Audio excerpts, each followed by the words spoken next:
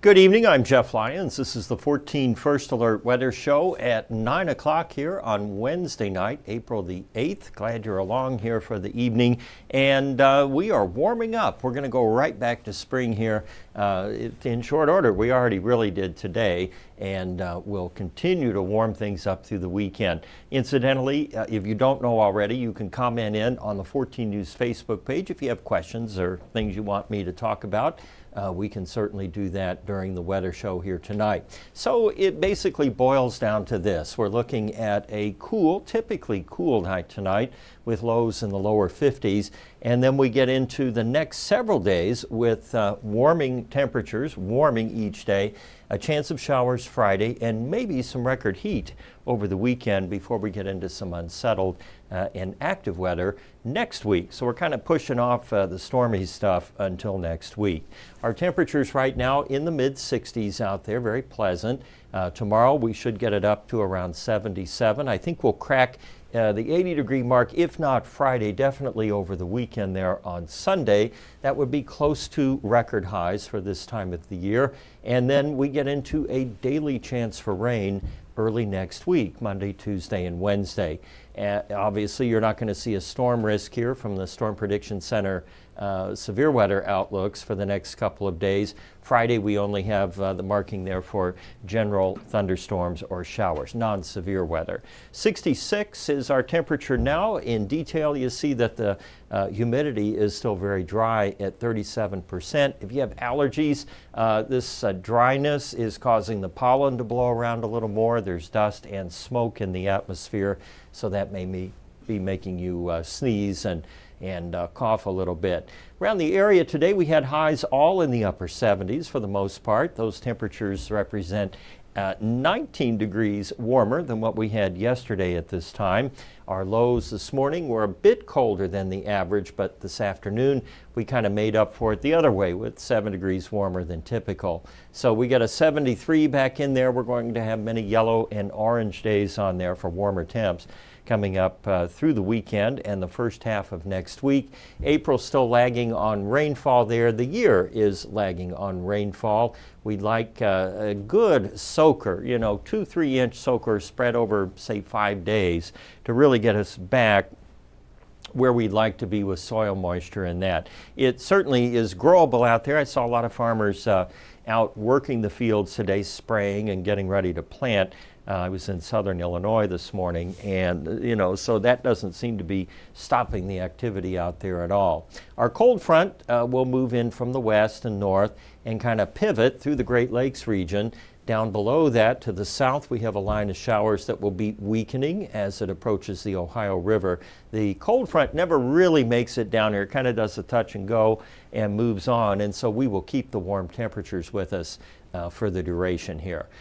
Southerly winds tomorrow, clear skies, should be a beauty out there. Friday, clouds moving in during the afternoon and into the evening with those scattered showers. And then by Saturday, Sunday, we're clearing out again before we get into a little more interesting pattern next week with rain chances cropping up on Monday and maybe some thunderstorms as we get into Tuesday, Wednesday, and Thursday. The best chances for rain seem to be concentrated in the middle of the week, at least based on what the GFS is showing us today. We know, of course, from many years of looking at this here on the Weather Show and other places, that once that model gets out about 4 or 5 days, kind of all bets are off. But the signal has been consistent for rain in both the GFS and the European. And we know, too, to use predicted amounts of rain or snow with caution, especially at that range.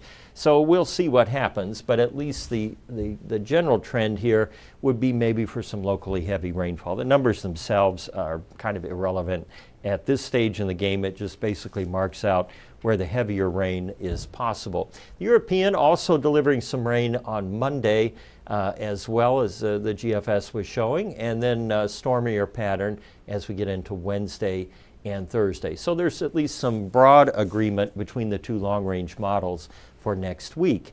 But still, I mean, that's a week from today. So, like I said, just don't get too excited. Don't get too, to anything. Just that's what it is right now. 54 for the low temp tonight, and then we get up to 77 tomorrow for the high.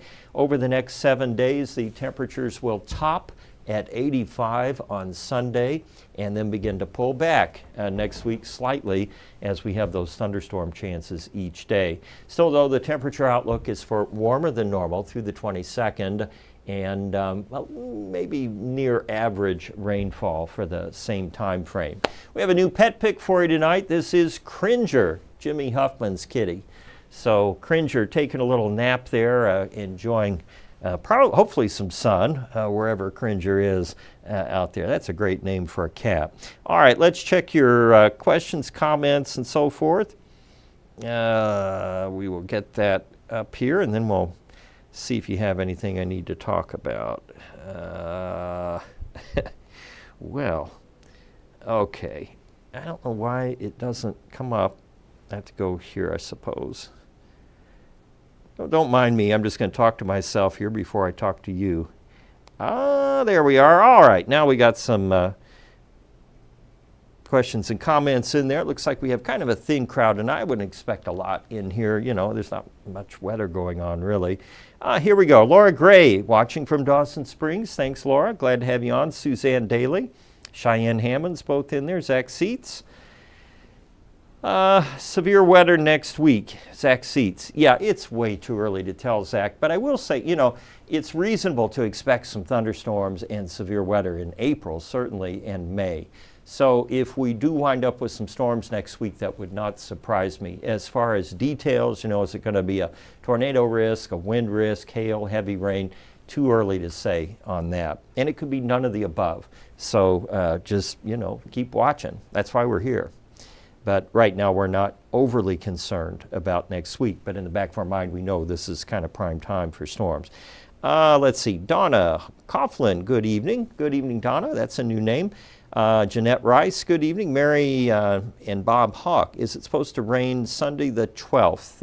That's this weekend. No, it's not. Not until Monday.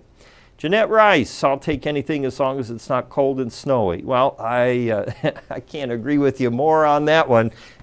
Somebody was asking me today whether I preferred cold and snowy or stormy and wet. And of course I said snowy and wet before they could, or stormy and wet before they could get done with the question. I'm not a fan of the cold and snow either. Science Corner here, just a real quickie. This question came up. I was at school today. Actually, it's in Brownsville, Illinois, if you know where that is. It's in the northwestern corner, sort of north. It's down south of Carmi, and I go to that school. I've been going there for 3 years now, and always enjoy my time over there. Anyway, the question that came up was, why do clouds float? And I told them that, of course, you got to remember, my face itches tonight. So I was sneezing last night, and I got like this itchiness. You ever get that? You just can't.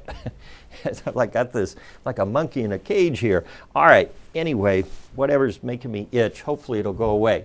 Why do clouds float? Well, it turns out, you know, clouds are made of water, right? Water that has evaporated. The water vapor rises from the surface and condenses in the cooler air aloft. So you have an infinite number, not infinite, but a huge number of water molecules up there. So they are little tiny droplets of water, but they are spread out. So their volume is huge, but their density is not. And so moist air it is less dense than dry air. And so the clouds float literally on top of the denser air. It's the same reason a bobber floats in water, because the bobber is less dense than the water around it.